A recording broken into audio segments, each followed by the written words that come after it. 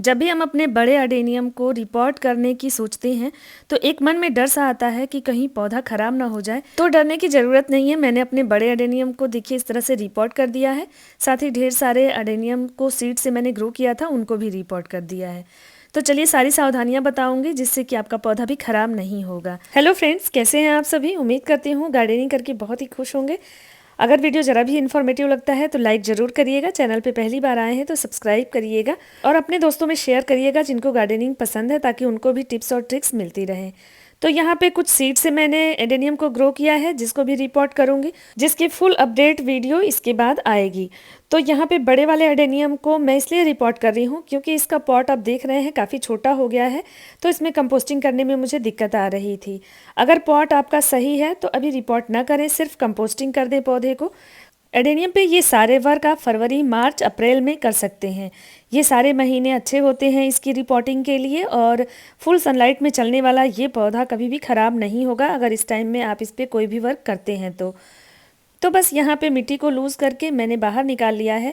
और आप देखिए इसकी जो कॉडेक्स है ना, वो बहुत ही खूबसूरत हो गई है। 2-3 साल पुराना ये पौधा है। जब मैं इसको नर्सरी से लेके आई थी ना, तो काफ़ी छोटा था, लेकिन 2-3 साल में इसने बहुत अच्छी ग्रोथ की है और इसमें भर भर के फूल भी आते हैं। टाइम टू टाइम मैं आपके साथ शेयर भी करती रहती हूँ इस पौधे को। तो यहाँ पे मैं इसकी रूट से ना सारी मिट्टी निकाल दूंगी अच्छे से, थोड़ी भी मिट्टी नहीं रहने देना है।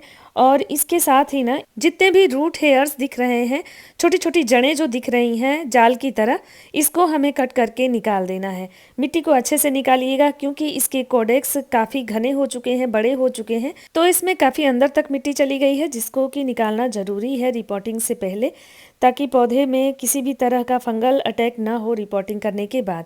इसके बाद इस पौधे को मैंने 3-4 दिनों के लिए सेमी शेड में रख दिया था। इसके बाद 4 दिनों के बाद मैं इसको अब फिर से रिपोर्ट करने जा रही हूँ, और इसके लिए मैंने सॉइल मिक्स बना लिया है। जो सॉइल मिक्स मैंने इसके लिए बनाया है उसमें 50% मैंने सैंड मिलाई है, सिर्फ 20% गार्डन सॉइल लिया है और 30% में मैंने कंपोस्ट लिया है। कंपोस्ट में मैंने वर्मी कंपोस्ट, नीम खली, फंजीसाइड और थोड़ा सा मैंने चॉक स्टिक यूज़ किया है, 3 से 4 चॉक स्टिक, जिसको मैंने अच्छे से क्रश करके और इस सॉइल मिक्स में मिलाया है। इससे क्या है, पौधे को कैल्शियम भी मिलेगा, जिससे कि ये पौधा स्ट्रांग होगा। कैल्शियम के लिए आप सूखा चूना भी इस्तेमाल कर सकते हैं, या बोन मील इस्तेमाल कर सकते हैं, या फिर आप रॉक फॉस्फेट भी मिला सकते हैं। ये सारी चीज़ें आप इनमें से कोई भी एक चीज़ मिला सकते हैं। तो इस तरह की सॉइल मिक्स बना लीजिए। सारी रूट हेयर्स को मैंने यहाँ पे निकाल दिया है। अब इस पे अच्छे से फंजीसाइड का छिड़काव करेंगे। इससे क्या होगा कि जहाँ जहाँ भी कट लगा है वहाँ पे फंजीसाइड रहेगा, तो पौधे पे फंगस नहीं लगेंगे। तो ये सारे स्टेप करने बहुत ज़रूरी होते हैं। फंजीसाइड ज़रूर यूज़ करिएगा पौधे पे, क्योंकि जो इसकी कॉडेक्स होती है ना, बहुत तेज़ी से इसमें फंगस लगते हैं।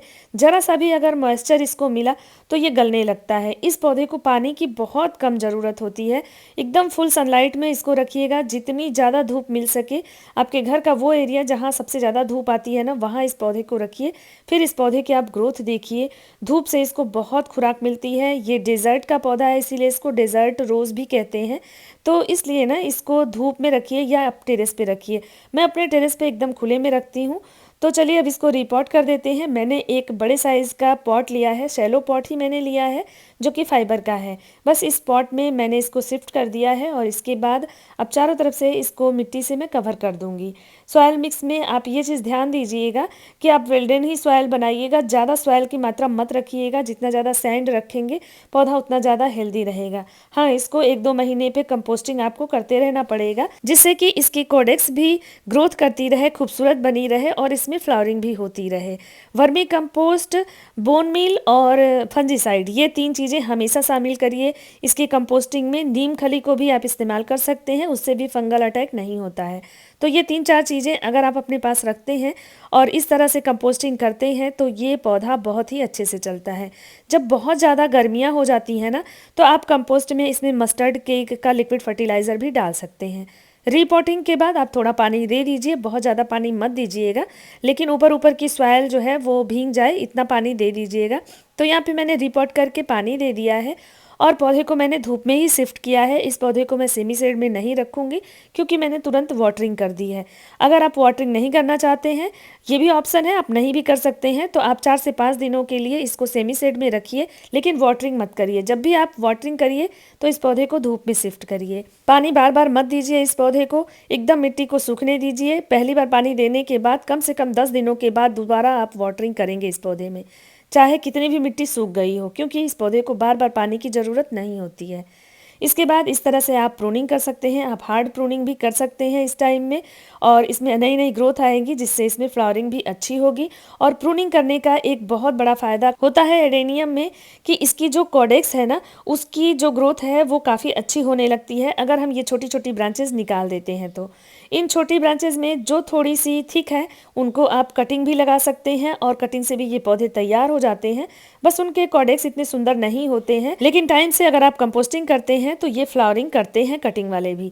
जहाँ जहाँ हमने कट लगाया है वहाँ पे फंजीसाइड को इस तरह से मैंने थोड़ा सा पानी डाल करके और पेस्ट बना लिया है, और इस पेस्ट को जहाँ भी कटिंग किया है वहाँ पे लगा देंगे क्योंकि फंगस ना लगे। इस पौधे को नमी नहीं पसंद है, जरा सी भी नमी मिली तो ये पौधा गलने लगता है और फिर इसको बचाना मुश्किल हो जाता है। अगर एडेनियम का प्लांट आपका कोई ख़राब हो रहा है तो आप उसको कैसे ठीक करेंगे, इस पे भी वीडियो मेरे चैनल पे है, आप जा कर के चेक कर सकते हैं। मैं लिंक डिस्क्रिप्शन में भी दे दूँगी और आई बटन में भी दे दूँगी। तो सीड्स से कैसे ग्रो करके और पूरी अपडेट के साथ जल्द ही वीडियो आने वाला है, तो जुड़ जाइए चैनल से और इस वीडियो को लाइक ज़रूर कर दीजिए, चैनल को सब्सक्राइब कर दीजिए, अपने दोस्तों में भर भर के शेयर करिए। बहुत सारे एडेनियम से रिलेटेड टॉपिक्स पे वीडियो आने वाली है, साथ ही कोई क्वेरी हो तो आप कमेंट करिए, मैं उसका रिप्लाई करूँगी एडेनियम से रिलेटेड या किसी भी गार्डनिंग टिप्स से रिलेटेड। तो फिर एक नए इन्फॉर्मेशन के साथ जल्दी मिलते हैं, तब तक के लिए थैंक यू, बाय बाय।